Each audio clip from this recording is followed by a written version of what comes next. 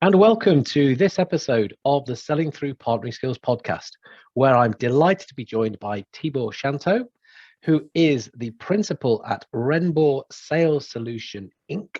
over in Canada. Tibor, welcome.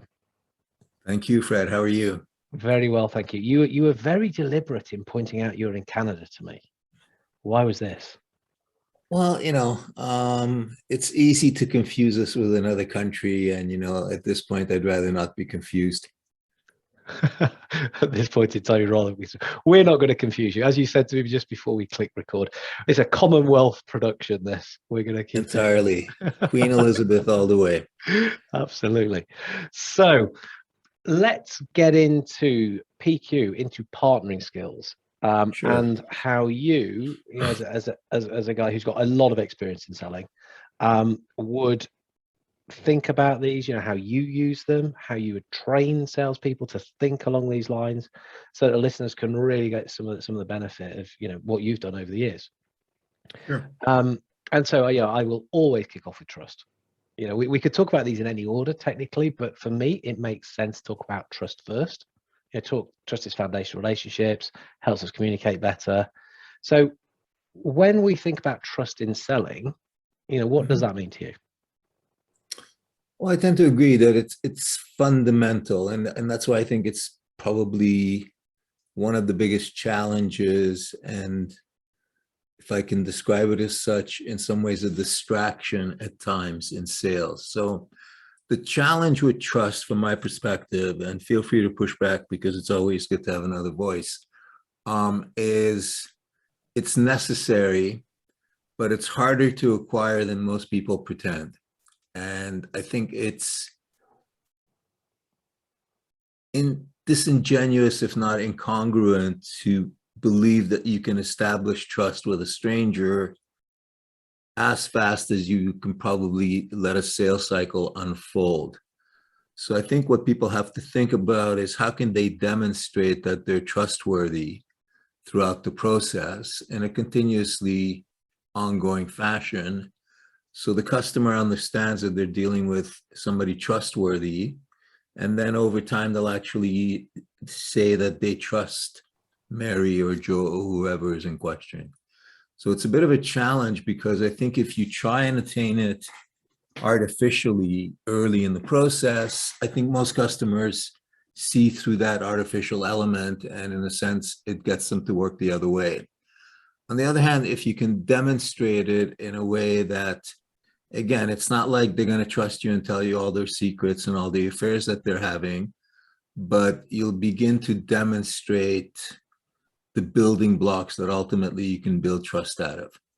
And then as you continue to engage, you have the opportunity to continue to lay those building blocks down in a way that benefits you and benefits the customer.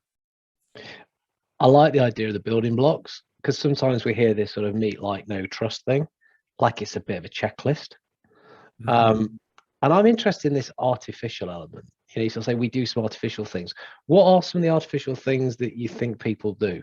Because it might be interesting for you to talk about that and see if people's conscience pricks a little bit at this. Well, look, I mean, you and I are in the business, and, there's some people out there who are selling something that worked once in a specific scenario, but isn't necessarily repeatable. So, my customers are looking for things that they can sustain and perpetuate.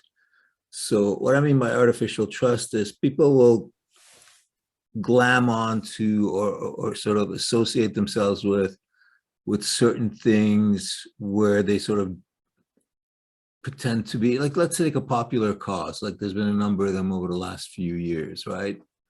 And some people sort of take the temperature, and they'll line up with the cause that they think will get them the most conversations, will get them the most revenue, will get them the most whatever, sort of a material element of things, as opposed to necessarily something that really does go for trust. So for me to take advantage of somebody's ignorance, like for me to tell somebody that McDonald's is actually nutritious, I think is what I'm talking about. This artificial, statements and things that we say. And let's face it, you and I are active on LinkedIn, and I was talking to, I think, somebody that you know, and I own the domain, shit salespeople say, and I'm thinking of a podcast, but my worry is that most of the shit is coming from the pundits like you and I.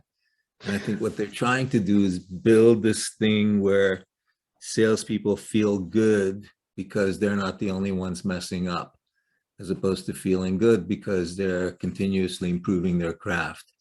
But the artificial element about the trust thing is, like there are in every industry, in every movement, and we're both of those in sales, there's sort of fashion and popular things. And, one day the labor is hot and the next day the conservatives are hot, and there's people who swing with the wind. And that's what I mean by artificial. They were solution sellers 6 years ago, and then they became sales 2.0, and then they became social sellers, but nothing really changed other than the sticker on the package, right? Yeah, I know where you're going with that. It's a different thing to newsjacking. I mean, you see a lot of that now, and that's just something's happened. Jump on it, have a bit of fun with it, bit of publicity, great. You're talking, I think, if I understand right, about something a bit deeper and a bit kind of more deliberate, and I want to say sinister, but that might be a bit too strong. Well, like, I'm a big proponent of cold calling, right? So call me old, call me useless, I don't care, it works, right? Anything works if you apply yourself and learn how to do it, right? And so I hear a lot of stuff out there about cold calling not working. And first of all, I know people who've been on both sides of the fence. So I'm only fashionable when it's in fashion. But those guys are always in fashion because they're on both sides of the fence. So as soon as, cold calling is dead and you got to do everything through social media, these guys are social sellers, right? And then as soon as it becomes popular to be, green sellers, then they're green sellers. And then when it becomes hot, to become climate change sellers, they're climate change sellers. I mean, the advantage or disadvantage of being old, depending how you look at it, is you see these things. I remember when we were worried about the ice age in '79, right? So. No. So cold calling works, does it? No, I'm not going down that route. Don't worry. It does. Don't It rewind does. it. But some of the arguments I hear, it's one thing if somebody picks up the phone and has a bad experience, because we can talk about that. But there are whole groups of people out there who have never picked up the phone and will tell you cold calling doesn't work. And when you ask them based on what, it's something they've read or it's something their managers told them. Their managers said, based on their experience, that cold calling doesn't work and therefore you shouldn't do it. I co-wrote a book with this guy in Calgary, and he had never sold to somebody in cold calling. And in the book, we identified that, 70% are in status quo. He insists to this day that you can't sell to anybody in status quo. And I make most of my money from people in status quo. So, I think it works in more ways than one. Yeah. I mean, you've heard me use this. It's about having different tools. If you've got one tool, if you've got a hammer, everything looks like a nail, but if you've got lots of different tools, you'll pick the right one at the right time. So that's the thing. I'll have cold calling, I'll social selling, I'll send video, everything, every single thing that if you can have it at your disposal, why not use it? That's how I see that. But the expanding toolkit, and it's not one versus the other. It's how more can I build a better Frankenstein every day and work them together and everything. So, okay, so trust, cut the artificial things, but there are good building blocks. There's things that we can do to really make a difference. I think if I can say one thing, I think the best way to demonstrate trust is to continue to put the customer at the center of the conversation. See, what you've just said there, and I know why you've done it, I think, should be bloody obvious. But you're saying that for a reason. So why are you saying that as though that's something that people don't do? Because I think there's a lot of talk about it, but look, you and I have been there. It's one thing, and this is the problem in our industry, or is that we'll get on programs like this, not so much you and I, but active sales leaders in corporations, right? And they'll say all these nice things that they're expected to say, customer concern, and we put the customer first, and blah blah blah blah blah. And then when you beam into like one of their meetings internally, they're beating up the salespeople for not beating up the customer, for not closing the sale this quarter when the customer said they would. Well, what obligation does the customer have to close a deal on the seller's schedule, right? Now, maybe it didn't close because the sales rep was sitting around instead of helping the customer, right? If you inspire the customer enough to get into a conversation about change, then go all the way, right? Like help them through the thing. I'm going to jump out of order, and only because it's the normal order I use. But you've talked about status quo, you've talked about change, and one of the elements of PQ, of partnering skills, is that if you're good at this stuff, you are comfortable with change. So what can a salesperson, because the way I see it, and I said to you before, haven't I, that what right have we got to talk to anybody about changing their status quo if we're not comfortable about it ourselves? So what can we do to understand it better and be more comfortable as a professional salesperson? And that's the dilemma. One of the things that I do is I often go back to material that I released. I've been doing this for 17 years. So, I have left a few breadcrumbs, right? And on the one hand, I'm proud of the fact that there's certain core consistencies, call those like, beliefs, as it were, right? But the style around it changes continuously, right? So I think like the moral compass stays the same, but the journey continues to evolve. Technology evolves, that allows you to think about things differently, that allows you to do your time differently, and so on. So I agree with you that in a sense, I used to say that salespeople are harbingers of change, but if you don't demonstrate change, then how am I going to convince somebody? Because it doesn't matter what the words coming out of my mouth are. If I'm not demonstrating change, then again, I'm being disingenuous. And I think the interesting thing is there's some customers that have taken me years and years and years to close. And in many instances, there was enough change on their side and my side. And it was the change in circumstances that allowed them to engage with me when 5 years ago they might have rejected me. So I think, again, one of the things that helps customers deal with you is if you're going to demonstrate change. And that's hard because, let's face it, most of us are comfortable, like, again, we're no different than our customers, right? So we talk about them getting out of their box or leaving their circle of safety, but I don't want to say we, because I think you and I try. We don't always succeed, but most of the salespeople I work with are resistant to change.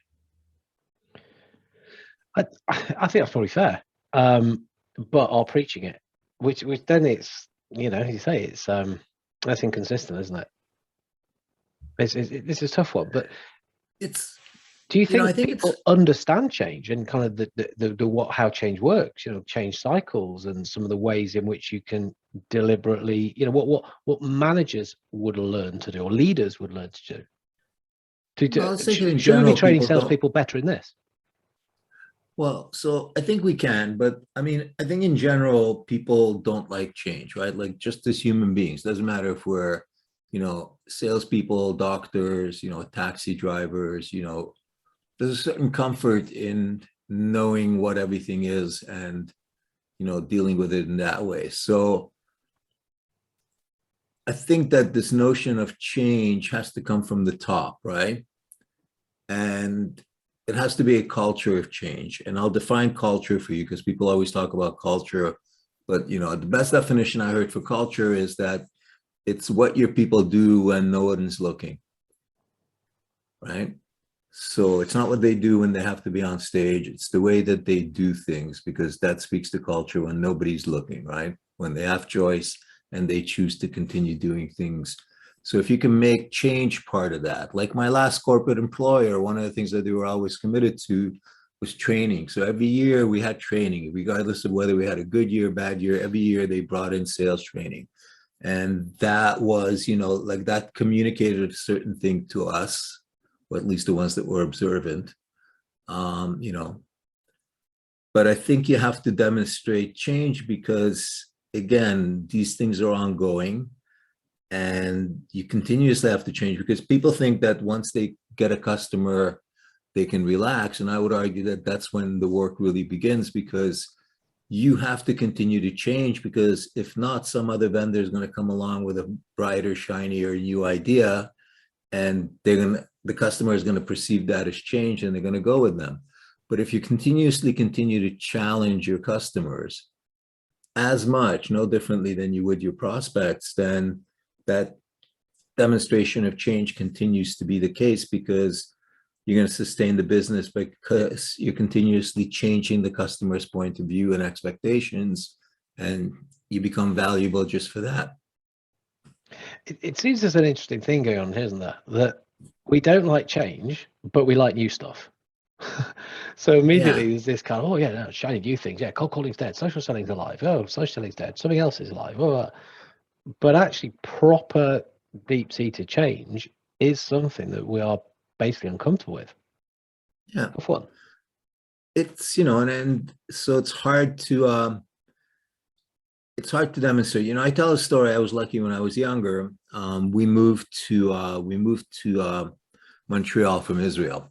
So, I wasn't used to ice and snow and hockey and all that stuff. So we ended up playing basketball. And so the reason I think I'm somewhat familiar with change, I wouldn't say I'm comfortable with it. I don't want to preach is we played basketball and this basketball coach came on and instead of doing the usual drills, he brought out this old record player and he put on this big band music and he danced around the gym floor. And then he said to us, now it's your turn. And, we were at 12 or something like that, right? And so, we moved around. I wouldn't say we danced. We sort of moved around, the floor. And he kept doing this. And, we were with him because we wanted to go to the championship, right? But just as we were ready to give up, he changed things up and he put on the tango, 1, 2, 3, 4, 1, 2, 3, 4. And again, just as we were losing faith in that, he said, okay, no more tango. And he brought out the basketballs, right? And he asked each of us to do one of the layups, right? And each of us missed to different degrees, right? But we all missed the layup. And then he put on the tango and he picked up the ball and sure enough, 1, 2, 3, 4, bam, in the basket, right? And then we each did the layup based on the tango. And the rest of the season, he did all the plays to music. And so what we focused on is where we had to be based on the music. And it was popular music, like the Jackson 5, the Temptations, not stuff that we would be unfamiliar with. And I think what he did is he got our minds off the change because he got us focused on the execution.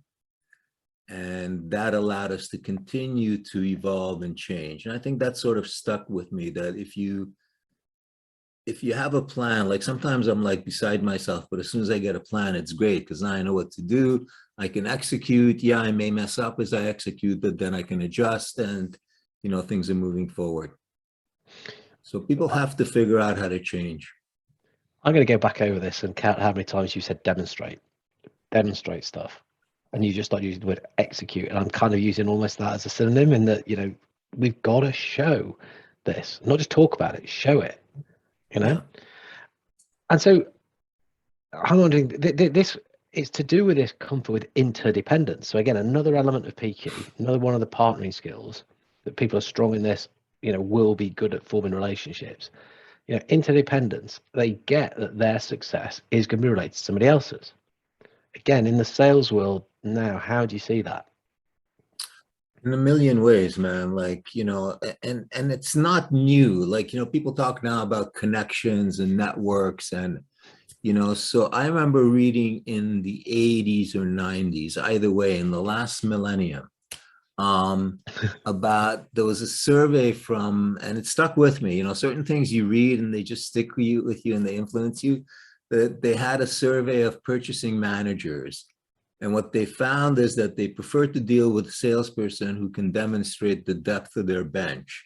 So not the solo guy who's out there being, the lone wolf, I guess we'd call them, but the person who can demonstrate the depth of their bench, meaning the interdependence, right? And I remember for a short while, I worked for Reuters in the first year of the last decade. And one of the things that was interesting when they were covering some of the big institutions that you'd be familiar with, the household big bank names, is they had what they called a hub and spoke. So there was a person in the middle who understood the customer from a business perspective, but they knew which expert to bring in at the right time. So rather than trying to be Johnny on the spot for everybody, it was quite the opposite. The most successful salespeople, and I still believe in this model, are the ones who can understand the customer's requirements, not pains and needs, but requirements, and then bring the right resources to play. Yeah. Yeah. I mean, you talk hub and spoke, I talk bow ties and diamonds again, but I heard that back in the 90s. That's when I first started training, and that's what we were training then, but it still makes sense. Don't be right at the center of the little bow tie. You manufacture relationships of all the different people. Your bench talks to their bench. You're getting the right people doing it. No, it's not new. I say the whole partnering skills thing. Steve Dent, I mean, he developed this stuff back in the 80s, late 80s, early 90s. But and I think the other is so solid, it's useful now. And if you look at it from the customer's point of view, right, like their whole world has become interdependent, because even if you look at a simple thing like Salesforce, it's never just Salesforce. There's a couple of apps on top of it, then it has to be integrated into the other things. So again, you have to understand what the impact of these integrations are. It's not enough to say that you can integrate in this fashion using this API. It's what is that going to do to their system that it's talking to? And why is that other system important to that company? And how does what you do impact how that system is going to help the company achieve their objectives, right?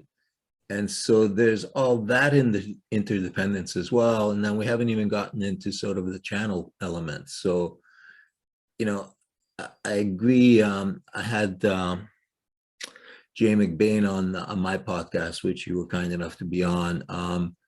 And he was talking, and I really agree with him. And he, of course, describes it better than me. So I would encourage people to watch the source as opposed to a bad, translation. But this notion that it's all about the network, right? The better network that you can create around the customer, right? So not network in the sense of, BNI or going to the club, but understanding who is interacting with the customer and creating relationships that somebody else will present you to that customer. And I agree with something he said, and I hope I'm saying it correctly. So if it's wrong, I'm taking the blame right here. But I agree that the day of the trusted advisor is gone. I think that, even the other day I was talking to one of our peers, and he was talking about the trusted advisor, and I was trying to explain to him why I agreed with the statement, and he just couldn't get his head around it, because everybody still thinks that a relationship is a singular thing as opposed to an organizational thing. I think the trusted advisor is a worthy ambition. It's about getting no your longer. mindset. I know to be trying to do that, but I think the person, the customer bestows it on you anyway. But actually, Jay talks about ecosystems, doesn't he? Yeah, that's the word he uses, which is actually, it makes a lot of sense. And maybe the trusted advice you give is right. You need to talk to them. They need to talk to them. And if you can manufacture that stuff, that can be decent advice. Yeah, it's just different. It's not that you need to do this with your product. This is how you need to run your business. This is what you do. I mean, no, I think that is data. I agree with you. Yeah, and it's no longer the, hey, buddy, I'm the solution for everything that you need. It's like, so it's that old notion of trusted advisor that people have. I think there's still a lot of room for advice and trust in the same sentence, but the model is different. Yeah, the advice is where to go to find something, or who you might want to speak to, and being comfortable enough with that. Yeah, I think like that whole thing, the ecosystem, you're familiar with it. He tells it much better, but yes, I agree. He does it very well. It's actually Yeah. quite, oh, by the time he's finished explaining it all. But okay, Yeah. so let's think about it. So again, like you said, you hang out, if that's what we do, on LinkedIn a little bit. You look at the stuff that people that are putting there. And a Yeah. word that I find bandied around quite a lot is transparency. So Yeah. I look at what Steve Dent, PQ did, and he talked about self-disclosure and feedback, which for me are the fundamentals of transparency, unless I'm wrong. So I don't know, what am I wrong? Am I right? And what are your thoughts on it? Yeah, I think it's one of those words, first of all, there's a lot of nudge, nudge, wink, wink words in sales, right? Know what I mean? Know what I mean? Like, and you throw it out there and you hope the guy takes it the right way, but you have no idea like how he's interpreting it or how she's interpreting it. And so, again, I think transparency is important in the sense that you said, but I think again, a lot of people throw the word transparency out there, hoping that the customer will get a certain positive view. But I'm not sure that they always act in a transparent way. And I think ultimately it's not what we talk about, but what we do, right? I don't know if you know, my tagline is execution, everything else is just talk, right? So, I,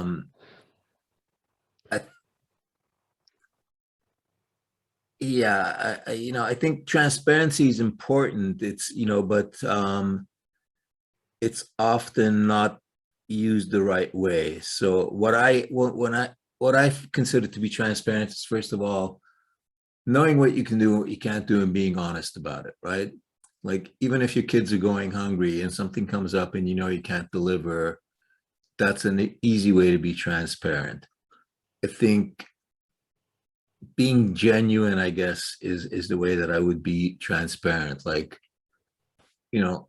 sometimes standing up for something and risking losing the business because you believe something is so, and explaining to the customer why, if it was my business, I wouldn't do it that way.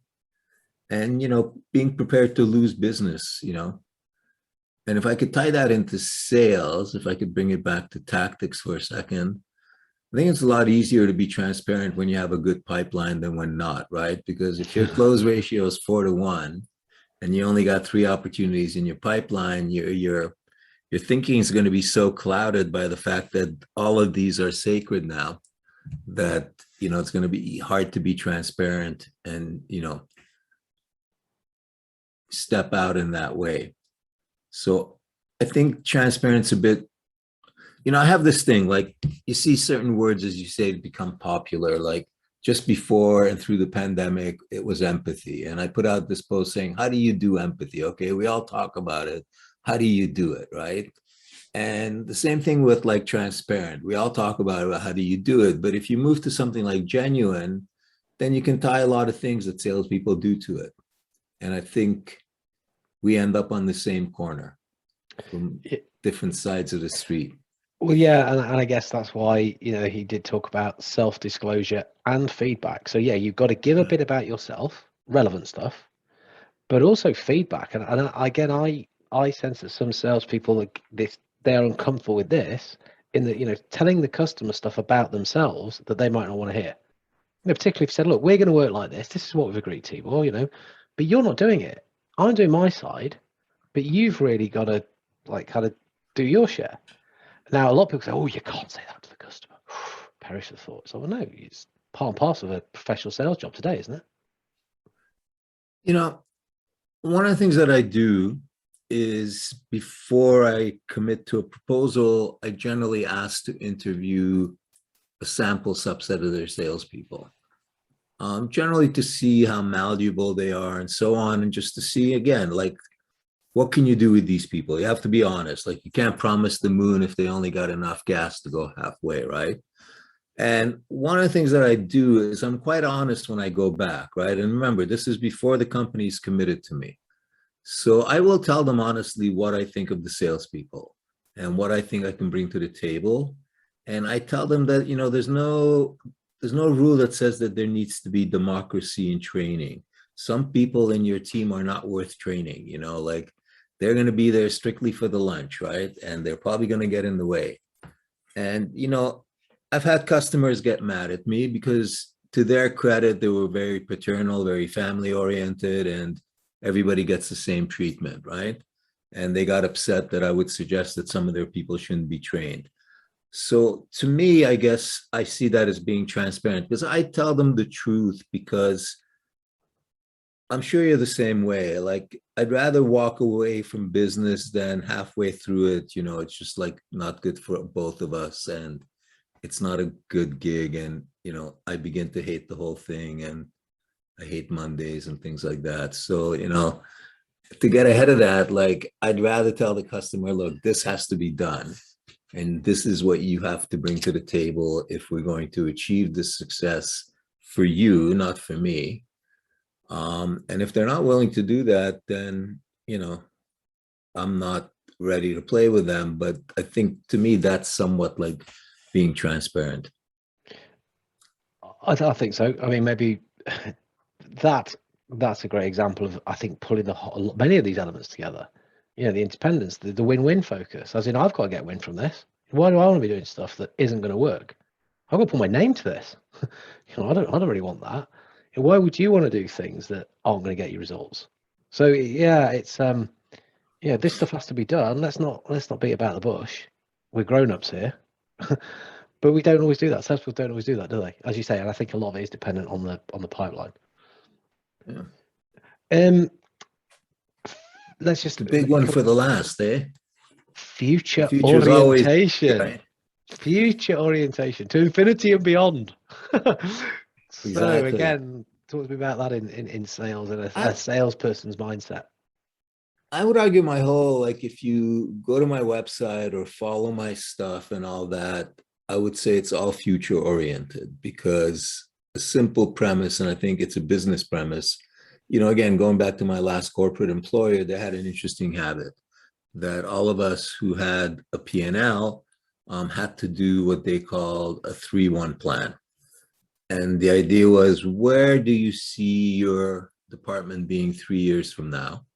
Very aspirational, right? Like, not quite that we're going to go to the moon, but aspirational, if you know what I mean. Like, let's really reach, you know, for something, you know, doable, but something that transcends and changes things. And then the one element, 3-1 plan, the one element was, what are you going to do concretely in a tactical way this year to build a platform to achieve the 2 years that are aspirational? So I think it's having that plan and looking for it, but really striving for the future. So if you went to my site, my platform is objective-based selling. And what I want to do is sell them the future, right? So what I try and understand from my existing customers is, what objectives have I helped you achieve? So not so much how do you use my product, because the VP of sales may not even be familiar with my product, but it's, what was the impact on your objectives, the objectives that you set for yourself and your group? What impact did I have on it? And the best way to do that is 6-7 months down the road, because it doesn't matter what your product is. That's not what you want to learn about. What you want to learn about is what impact you had on this customer who's happy and has used you for 6 months, because it's that future state, that future vision that you're going to sell to the next person. And that's my whole approach to sales, whether it's prospecting or doing discovery. And in the case of transparency, I tell my customers, once your client signs, that's my value. Beyond that, I bring no value. Go to somebody else if you want to learn how to manage accounts. But I always tell people, like, again, if in a raw state, if I was working with you, Fred, and you were a customer and somebody threw me into the room and I didn't do my job by preparing and all that, but I had to appear to be professional, the thing that I would say to you is, you know, Fred, I'm curious, if we were sitting here 18 months from now, and you were telling me that your team had won the World Cup or had hit a Grand Slam, depending which geography we're in, right? But, you know, let's say you're telling me that your team had won the World Cup. What would that look like, right? So what I'm doing is giving them permission to look into the future and really explore their aspirations. I tell guys that what you should be talking to the prospect about is the things that they're thinking about stuck in traffic, going to a leadership team meeting on the last Wednesday of the quarter. What are they thinking about? Because if you can align with that, then you'll have a conversation. But if you tell them about your product, like that's not what they're thinking about on the highway. And all that is very future state. So once you tell me what it would look like if your team had hit a Grand Slam or won the World Cup, generally I would be very empathetic, to use the word. And then I would say, Fred, I get it, because that's something that we've worked with a lot of different clients on, but I'm just curious, can you help me understand why we're not there today? And when they answer that question, can you help me understand why we're not there today? You learn the things that they perceive to be obstacles to the state that they just described, which they themselves said is how they would see nirvana 18 months from now. So if I'm doing this with a VP of sales, generally 2 or 3 of the things that they cite for not being at the vision that they have for 18 months from now are things that I can work on. And then we have a conversation. I love it. Elegant questioning, time spent actually being interested, which will map across into many, many different sorts of sales.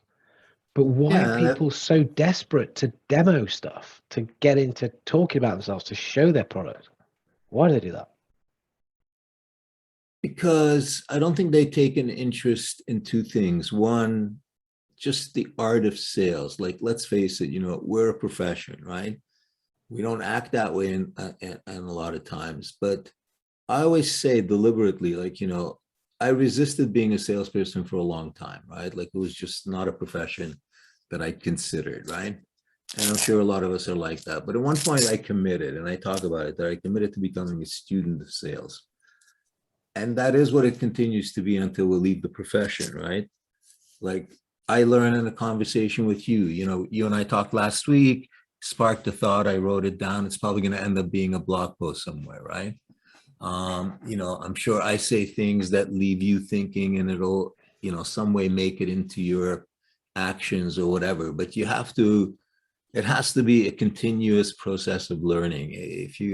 The moment you're not curious about how sales works, I think it loses all meaning. To this day, I love, when I close a deal, like, there's nothing like it. Well, there's a couple of things like it, but, it's up there on the list, like number 3 or 4, Nah, brilliant. No. So yeah, commit to be a student of sales, an interest in the art of sales. So it's an art, not a science. But then, yeah, you got to execute. But again, I go back to the title, to my tagline, because I've watched a lot of interesting debates, discussions, and all that, but they never, I start my workshops. There's my prospecting workshops. There's a book out there called 5 Frogs on a Log. It's by a couple of former McKinsey guys. And in there, they talk and they do an exercise that I borrow and I acknowledge, and I always give attribution that it's them. But they ask this question, and you always have to add to it, because there's always some person, some schmuck that has a corner that doesn't fit.